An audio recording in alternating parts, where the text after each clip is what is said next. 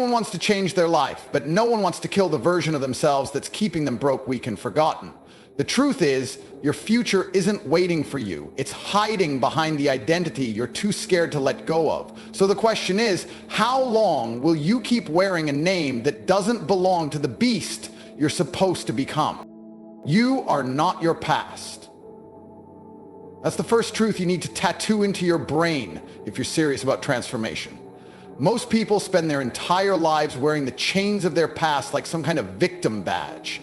They drag around the same stories, the same failures, the same labels that were slapped on them by society, their families, their friends, or even themselves. And every time they get close to breaking through, they sabotage it because deep down, they believe they are still that weak version. They think change is some mystical thing reserved for the chosen few. But the truth is, your identity is not something you're born with, it's something you build, one decision at a time. The world is constantly trying to remind you who you used to be. It feeds on your weaknesses. It keeps receipts of your lowest moments, your screw-ups, your bad choices, and throws them in your face every time you try to step out of line. But here's the thing. The moment you stop accepting that narrative, the script changes. The second you decide that your past is just data, not destiny, you gain control. Control most people never experience because they're too scared to take responsibility for who they can become. Rewriting your identity starts with killing the victim in your head. That voice that says, "This is just the way I am," is the same voice that will keep you broke, weak, and forgotten. You're not broken, you're undisciplined.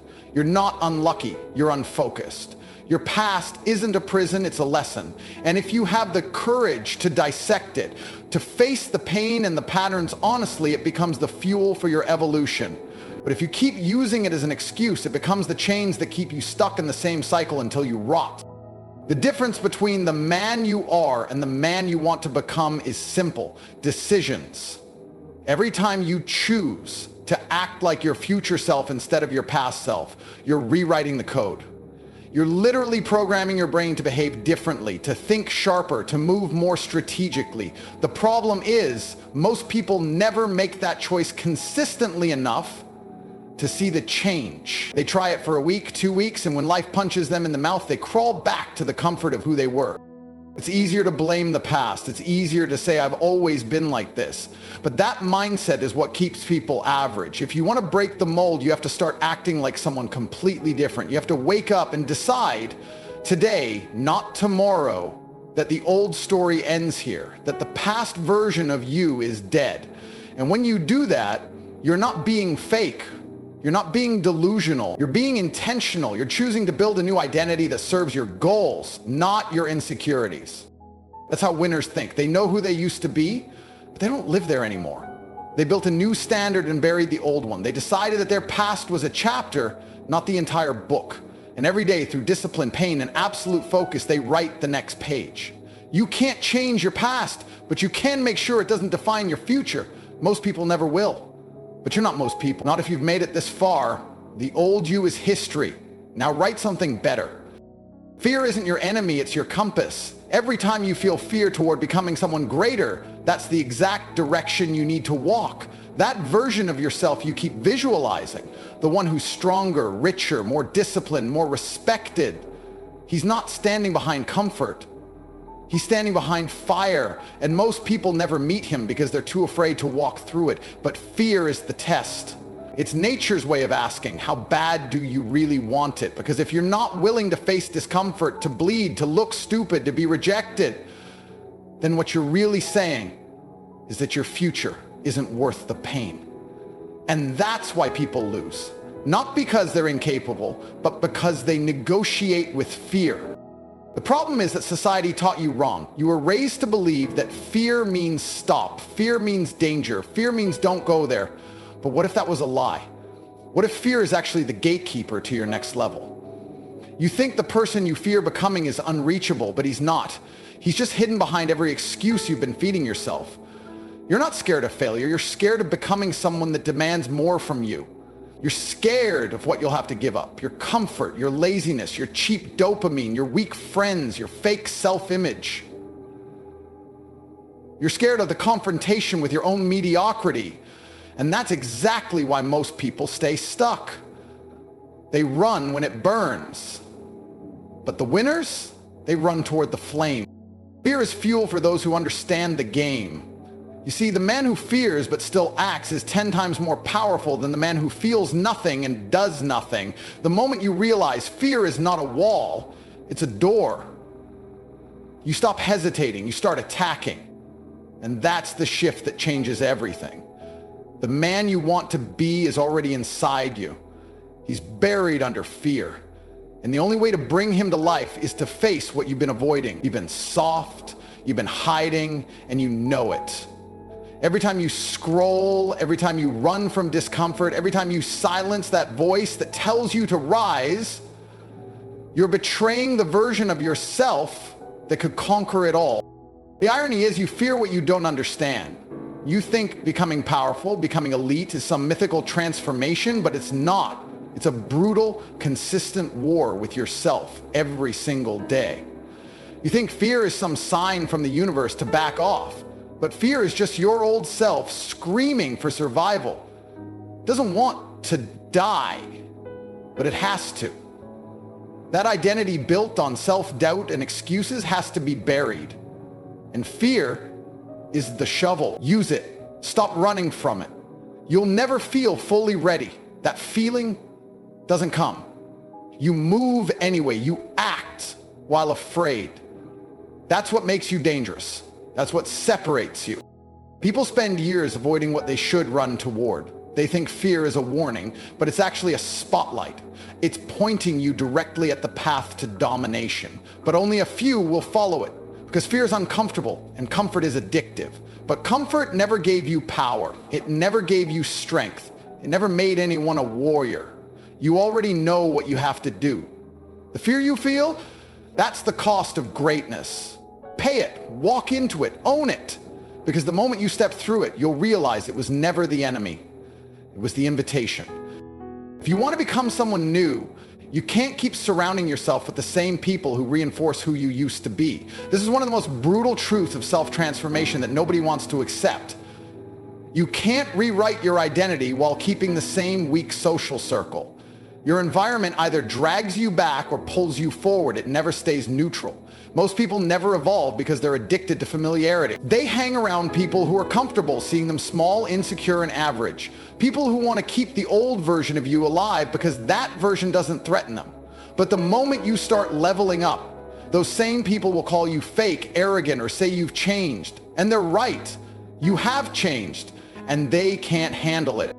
The people you surround yourself with are mirrors. They reflect the standards you accept. If your circle is full of people who complain, make excuses, waste time, talk instead of act, and no matter how hard you try to elevate, you'll get pulled back, not because you don't have potential, but because energy is contagious, identity is influenced. You will adopt the mindset, habits, and patterns of the people around you, whether you like it or not. That's how the brain works. So if you're around people who aren't on fire, don't expect to catch flames. If you're around people who laugh at ambition, don't expect to achieve anything worth remembering. Your environment must match your vision or your vision will die. And here's the part that stings. Sometimes the people closest to you, friends, family, even mentors, aren't aligned with your new identity. They might love you, but they can't lead you. They're stuck in their own patterns, living lives of quiet regret, and they'll project that onto you every chance they get, not out of hate, but out of fear. Fear that your growth will expose their stagnation. So they'll subtly discourage you, question your goals, plant doubt, pull you into drama, or distract you with nonsense. And if you're weak, you'll listen, you'll shrink. You'll start apologizing for wanting more just to make them comfortable. But real growth demands real sacrifice. And sometimes the first thing you have to sacrifice is your social comfort zone. That means distancing yourself from people who don't push you, challenge you, or hold you to a higher standard. That means finding or building a tribe that doesn't flinch when you talk big, that doesn't mock your hunger, that doesn't let you slip into mediocrity. People who live like warriors, who train, who work, who speak with purpose and act with intent. That energy will infect you in the best way possible. You'll stop making excuses because the people around you don't tolerate them. You'll raise your game because staying average in that environment is embarrassing. You become who you surround yourself with. You can't pretend to be elite if your inner circle lives like peasants. You can't play the long game if your crew's addicted to short-term gratification. You can't build a powerful identity while staying loyal to people who fear their own potential. Loyalty has limits. And the highest form of loyalty is the one you owe yourself, to grow, to evolve, to become unrecognizable to the old version of you. So ask yourself, who are you around the most? What do they talk about? What do they normalize? What do they value? Because that's the temperature of your life. And if that temperature is scorching with drive, discipline, and purpose, then you either raise it or you walk away. You're not here to fit in. You're here to break molds. And sometimes that means burning bridges, not out of hate, but out of necessity. Because you're not just rewriting your identity, you're rewriting your environment to match the person you're becoming. Discipline isn't optional when you're rewriting who you are. It's the foundation. The old version of you was run by feelings, by moods, by convenience. That version hit snooze, skipped workouts, made excuses, chose comfort. But the new version, the one that wins, the one that commands respect, moves regardless of how it feels. Discipline is the separation between those who dream and those who dominate. And if you're serious about becoming someone new, then you have to kill the part of you that moves only when it's easy. That part of you has to die every single day, and it dies through action, through routine, through doing what you said you'd do long after the emotion that made you say it is gone. You can't fake discipline. You can't post quotes and call that growth. You have to put in the reps when nobody's watching. When you're tired, sore, overwhelmed, doubting everything, you still execute. That's how you build a new identity. Through repetition, through doing hard things over and over until your brain stops negotiating. And make no mistake, your brain will fight you. It's designed to protect you from discomfort, from effort, from danger. But that's also why most people are soft. They obey their own weakness. They wait for motivation to move, not realizing motivation is a fraud. It fades, it's unreliable. What's reliable is structure, habit, standards. That's where identity is forged. Every action you take is a vote for the person you want to become. You don't become a disciplined beast by accident. You earn it through war, with yourself. You drag yourself through the mud. You bleed in silence. You face resistance and keep moving. Eventually, the identity shifts. You stop needing permission. You stop needing to feel good to act. Action becomes who you are. It becomes instinct. You look around and realize you've become the person others fear becoming because they're too weak to build what you've built. They see the result. They envy the strength, but they didn't witness the process, the daily war, the moments you could have quit and didn't. And that's the difference. Most people want transformation, but they don't want the discipline required to earn it. They think change comes from information, from books, podcasts, videos. But knowledge without execution is a drug. It gives the illusion of progress without any actual growth. The real growth lives in your calendar, in your routine, in the promises you keep to yourself when it's hard. You say you want to become someone new? Show me your habits. Show me your schedule. Show me the days you chose discipline over comfort. That's where the new identity lives. Discipline is brutal. It will cost you comfort, distractions, soft relationships, easy dopamine, but it will buy you power, clarity, confidence, respect. It will make you someone you never imagined you could be, the kind of person that doesn't just talk about goals, but lives in them. Not someday, now. The kind of person who doesn't crumble under pressure, but sharpens in it, who walks into any room and doesn't need to speak to command attention. That's not arrogance, that's earned presence built through 1,000 disciplined decisions made in silence. You can't outsource discipline. No one's coming to save you, to force you, to babysit your ambition. You either become your own coach, your own drill sergeant, your own standard, or you lose. And if you lose, don't blame the world, don't blame luck, timing, society, blame the mirror. Because it was always up to you. The old identity dies when you stop negotiating, when you stop explaining your laziness away, when you make discipline your religion. That's how you become untouchable. That's how you rewrite everything. Most people walk through life with a mask on. They act like they're strong, like they've got it all figured out, but deep down they're living in fear. Fear of being seen, fear of failing, fear of not being enough. That fear becomes their identity, and instead of facing it, they avoid it. They distract themselves with fake confidence, social media, shallow validation, or constant noise. But if you're going to rewrite your identity, you've got to rip that mask off. You've got to look straight at the version of yourself you're afraid to be. That's the only way you evolve, not by hiding from your fear, but by stepping into it so fully that it breaks. Most people fear their potential more than their failure. They fear who they could become if they actually gave everything. Because deep down they know that version of them demands more responsibility, more intensity, more sacrifice. It's easier to stay small. It's easier to say what if than to actually go all in and risk everything. But here's the truth. The version of you that you fear is the real you. The one who doesn't second guess, the one who's clear, the one who walks like a weapon and speaks with weight. That version of you isn't a fantasy. It's a threat to the identity you've settled for. And that's why your brain resists it. It wants comfort. It wants control.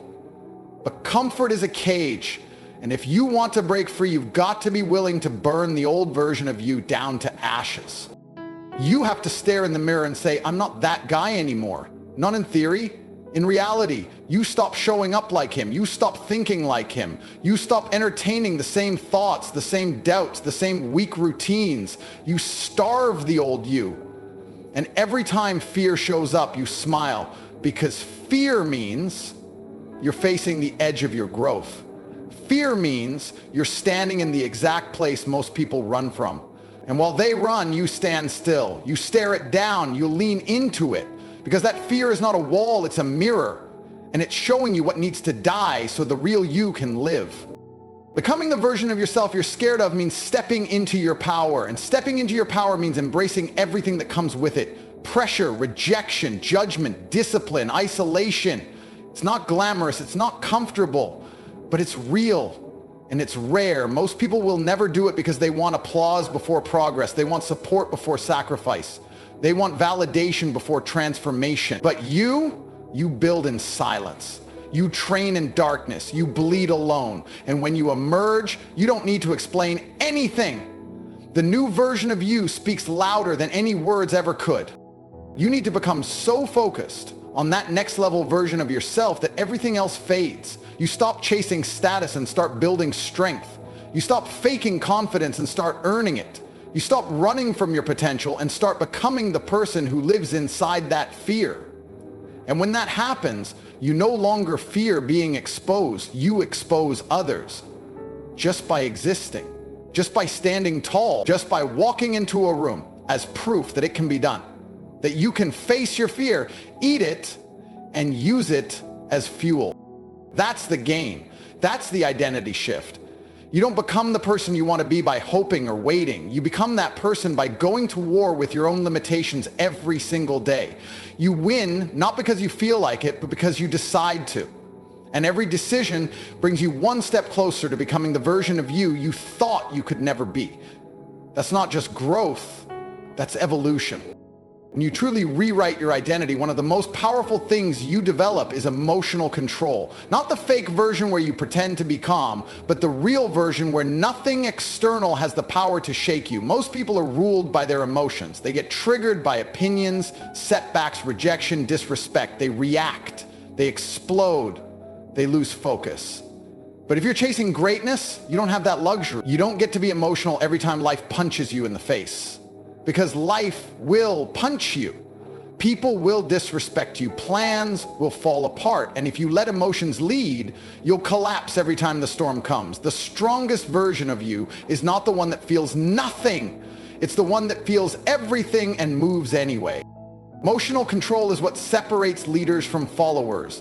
When others panic, you stay calm. When others get offended, you stay focused. When others seek revenge, you execute the plan. Because the moment you react emotionally, you give your power away. You become easy to manipulate, easy to predict, easy to destroy. But when you hold the line, when you don't flinch, don't rant, don't beg, you become dangerous. People can't read you. They can't provoke you.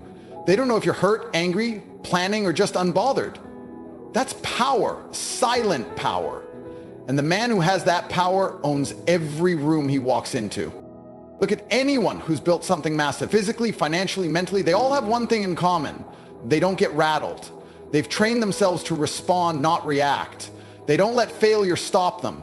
They don't let betrayal break them. They use it, they absorb it.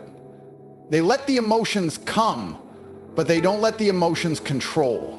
And that's the edge you need if you want to become the person you're meant to be.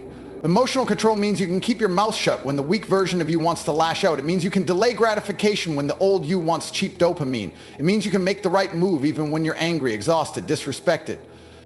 That level of power is earned. It doesn't come from reading books or watching motivational content. It comes from being in the trenches, getting triggered, getting tested, and still choosing discipline. It comes from watching people insult you, misunderstand you, underestimate you, and still keeping your energy focused on your mission. You stop needing to explain yourself. You stop chasing apologies. You stop reacting to every opinion. You rise above it, not because you're soft, but because your standards are too high to get involved in emotional chaos. People won't understand it. They'll think you're cold. They'll call you arrogant. But deep down, they'll respect it. Because the person who masters his emotions masters the game. You can't be bought, broken, or baited. You become immune to the drama, the gossip, the pettiness. You're not chasing approval, you're chasing progress. And while others waste their energy proving a point, you build an empire. The real you, the upgraded you, doesn't need to yell to be heard. You don't need to argue to win. You don't need to react to be respected. You let your results speak. You let your control intimidate. You let your silence say what your emotions used to scream. That's a different level of dominance. And once you touch that level, you never go back. Because once you learn to control your emotions, no one else can. That's freedom. That's strength. That's identity redefined. The truth is simple but brutal. You will never become the person you're meant to be until you make the decision to kill who you've been. Rewriting your identity isn't a cute little mindset trick. It's war. It's you against your own weakness, your excuses, your fears, your habits. And if you don't win that war, you stay average forever. The version of you that's bold, relentless, respected, and feared, that version is not created by accident. It's built through fire, through pressure, through discipline.